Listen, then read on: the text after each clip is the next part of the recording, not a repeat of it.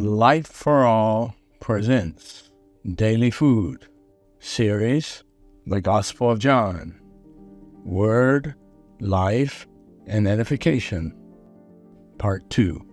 Title of Book 5, I Have Appointed You to Bear Fruit, by Pedro. Week 4. The Glorious Unity Between God and Man. Friday. Our destiny is glory. Read with prayer. Behold, the tabernacle of God is with men, and he will dwell with them. Revelation chapter 21, verse 3. The objective of the Lord Jesus is to lead us into an organic union with him and the Father, and to bring us into glory. Glory provides us with assurance and a guarantee, as it brings the presence of God to us. What can one enjoy upon being brought into the glory of God? Something unimaginable. That is why Paul exhorts the Thessalonians that you would walk worthy of God who calls you into his own kingdom and glory. 1 Thessalonians chapter 2, verse 12. God not only guarantees us safety on the difficult journey of crossing the desert into the good land, but also encourages us with his presence, calling us into his kingdom and glory. As we strive for the establishment of his kingdom, he gradually ushers us into his kingdom and glory. Being ushered into glory is equivalent to being built as the dwelling place for God. In Ephesians, it is said that in Christ we are being built for a dwelling place of God in the Spirit. Chapter 2, verse 22. This dwelling is in glory, within the glory of God. Our destiny is to be built as a dwelling place for God, which is within his glory. And the result of this is in the following verse. Now I saw a new heaven and a new earth. For the first heaven and the first earth had passed away. Also there was no more sea. Then I, John, saw the holy city, New Jerusalem, coming down out of heaven from God, prepared as a bride adorned for her husband. And I heard a loud voice from heaven saying, Behold, the tabernacle of God is with men, and he will dwell with them, and they shall be his people. God himself will be with them and be their God. Revelation chapter 21, verses 1 to 3. When the dispensation of time ends, we will be ushered into eternity. The New Jerusalem will be adorned as a bride. So a loud voice will be heard from the throne saying, Behold, the tabernacle of God is with men. For God, this event will be great, since it will be the result of everything he has always desired, the outcome of all the work of perseverance and long-suffering of the strength of his glory.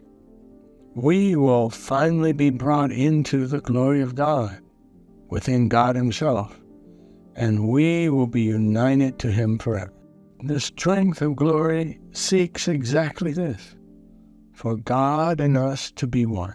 This unity only exists between the Father and the Son.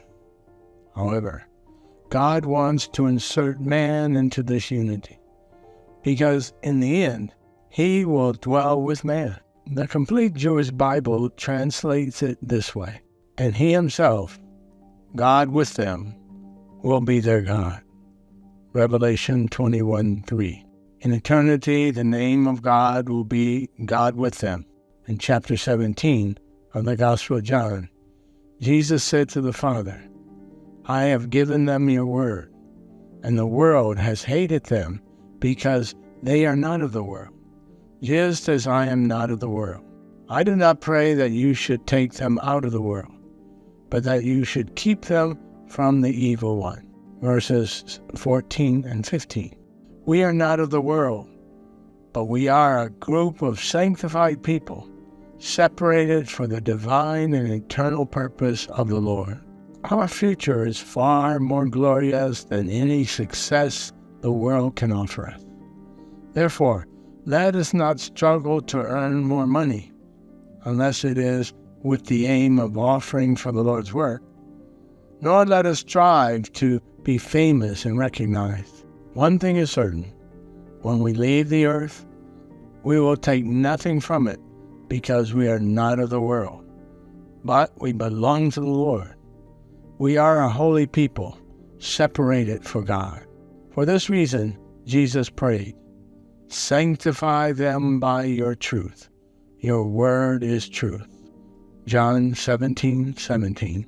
Sanctification and the strength of glory are processes that are being wrought in us little by little.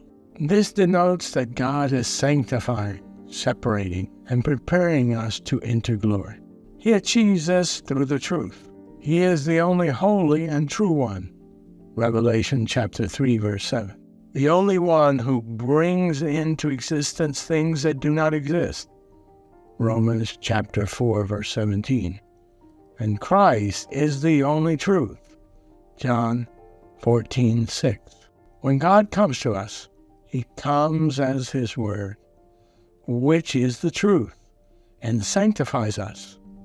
The truth comes through the Word. That is why our teenagers are on the right path. Our brothers and sisters in the churches are on the right path by immersing themselves in the Word. Every day, we have a portion of the Word to sanctify us in the truth. It was the Lord who took us out of the world, changed our lives, and sends us back to the world to preach the gospel. Mark chapter 16, verse 15. He Himself said, "As you sent me into the world, I also have sent them into the world." John chapter 17, verse 18. We, the church, do not limit ourselves within four walls of a temple, but we fulfill the mission that Christ gave us to preach the gospel of the kingdom on the streets, so that people may be headed up by Christ. Furthermore, the Lord Jesus also prayed to the Father in John 17, "I do not pray for these alone, but also for those who believe in me through their word." Verse 20. Those for whom the Lord prayed are us. He did not refer to all of Christianity, but to a special group of people, His chosen ones, who He guards and sanctifies through His word. May you and I be those chosen whom the Lord is sanctifying and in whom He is working in the strength of His glory to be one. Verse 21.